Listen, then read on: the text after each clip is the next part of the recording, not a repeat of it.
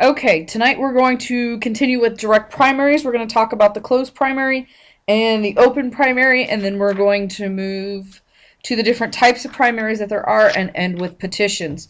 So, today there are 27 states provide for the closed primary as a party's nominating election in which only declared party members can vote. The party's primary is closed to all but those party members. In most of the closed primaries, states party membership is established by registration.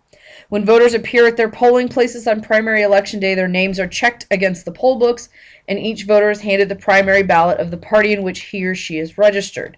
The voter can mark only that party's ballot, and he or she can only vote in that party's primary. The open primary is a party's nominating election in which any qualified voter can cast a ballot. Although it is the form in which the direct primary first appeared, it is now found in only 23 states. When voters go to the polls in some open primary states, they are handed a ballot of each party holding a primary. Usually they receive two ballots, those of the Republican and the Democratic parties. Then in the voting booth, each voter privately marks the ballot of the party in whose primary he or she chooses to vote. In other open primary states, a voter must ask for the ballot of the party in which primary he or she wishes to vote. That is, each voter must make a public, not a private choice of party in order to vote in the primary. Through 2003, states used a different version of the open primary called the blanket primary, also called a wide open primary. Washington adopted the first blanket primary law in 1935, and Alaska followed suit in 1970, and California did so in 1996. In the blanket primary, every voter received the same ballot, a long one that listed every candidate, regardless of the party, for every nomination to be made at the primary. Voters could participate however they chose. They could confine themselves to one party's primary, or they could switch back and forth between the party's primaries, voting to nominate a Democrat for one office, a Republican for another, and so on down the ballot. The Supreme Court found California's version of the blanket primary unconstitutional in 2000 in California Democratic Party versus Jones. The Supreme Court held that the process violated the First and 14th Amendments' guarantees of the right of association. It ruled that a state cannot force a political party to associate with outsiders, that is, with members of other parties or with independents, when it picks its candidates for public office. In 2002, California responded to the court's decision by returning to the closed primary. Alaska held a typical open primary. Washington did hold a blanket primary in 2002, but it finally bowed to the High Court's decision, and like Alaska, it held an open primary in 2004. Louisiana has yet another form of the open primary, which is not affected by the court's decision in Jones's. Its unique open election law provides that for what amounts to a combination of primary and election, the names of all the people who seek nomination are listed by office on a single primary ballot, regardless of party. A contender who wins more than 50% of the primary votes wins the office.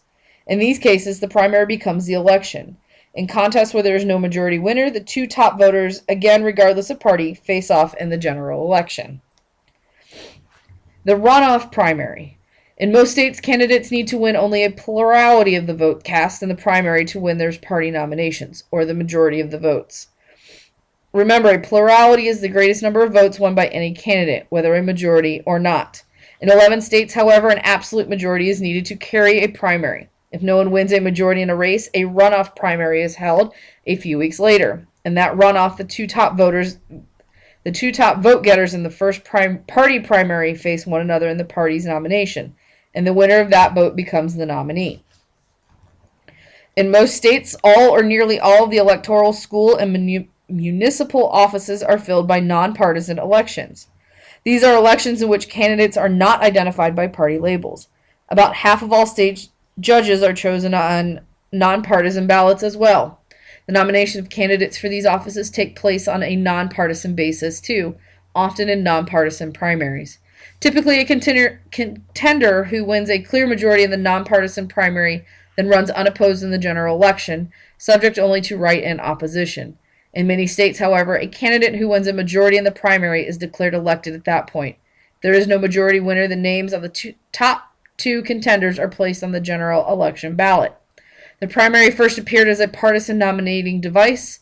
Many have long argued that it is not well suited for use in nonpartisan elections.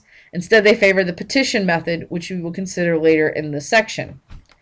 So we're going to evaluate the primary election system, and then we'll look at petitions real quick. The direct primary, whether open or closed, is an intra-party nominating election. It came to American politics as a reform of the boss-dominated convention system. It was intended to take the nominating function away from party organization and put it in the hands of the party memberships. The basic facts about primaries have never been very well understood by most voters. So in closed primary states, many voters resent having to declare their party preference. And in both open and closed primary states, many are upset because they cannot express their support for candidates in more than one party. Many are also annoyed by the bedsheet ballots they regularly see in primary elections, not realizing that the use of the direct primary almost automatically means a long ballot. And some are concerned because the primary, and in particular its closed form, tends to exclude independents from the nominating process. These factors, combined with a lack of appreciation of the importance of primaries, result in this unfortunate fact. Nearly everywhere, voter turnout in primary elections is usually less than half of what it is in general elections. Primary campaigns can be quite costly. The fact that the successful contenders must then wage and finance a general election campaign adds to the money problems that bedevil American politics. Unfortunately, the financial facts of political life in the United States means that some well-qualified people do not seek public office simply because they cannot master the monetary funds. The nominating process, whatever its form, can also have a very divisive effect on the party. Remember, the process takes place within the party, so when there is a contest for a nomination, that is where the contest occurs. A bitter fight in the primaries can so wound and divide the party that it cannot recover in time to present a united front for the general election. Many a primary fight has cost a party an election. Finally, because so many voters are not very well informed, the primary places a premium on name familiarity. That is, it often gives an edge to a contender who has a well-known name or a name that sounds like some well-known person. But notice, name familiarity and in and of itself has little or nothing to do with a candidate's qualifications for office. Obviously, the primary is not without its problems, nor is any other nominating device. Still, the primary does give a party's members the opportunity to participate at the very core of the political process. The presidential primary developed as an offshoot of the direct primary. It's not a nominating device, however. Rather, the presidential primary is an election that is held as one part of the process by which presidential candidates are chosen. The presidential primary is a very complex process. It is one or both of two things. Depending on the state involved, it's a process in which a party's voters elect some or all of a state party organization's delegates to that party's national convention. Or it is a preference election in which voters can choose among various contenders for a party's presidential nomination. Much of what happens in presidential politics in the early months of every fourth year centers on the very complex process. Last but not least, the petition. One other nominating method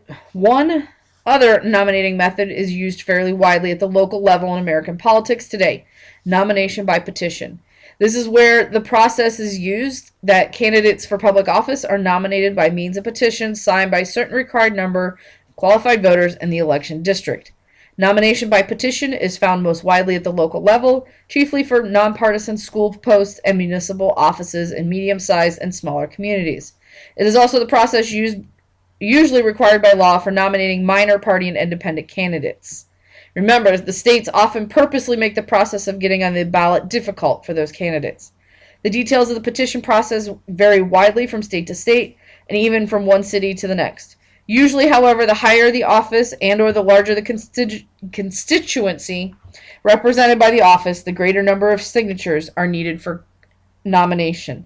Okay, so now I need you to head back over to Class Jump and explain why the nominating process is a vital first step in the electoral process.